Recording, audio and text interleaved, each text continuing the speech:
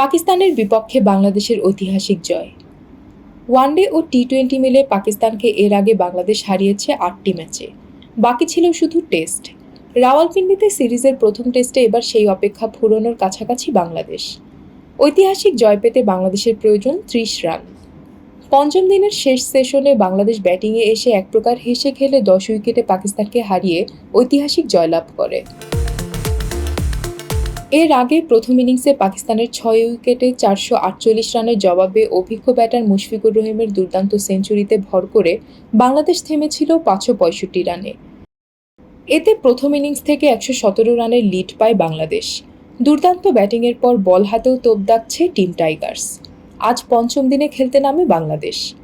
সফরকারীদের আক্রমণাত্মক বোলিংয়ে নিয়মিত বিরতিতে উইকেট হারাতে থাকা পাকিস্তান অল আউট হয়েছে ১৪৬ রানে।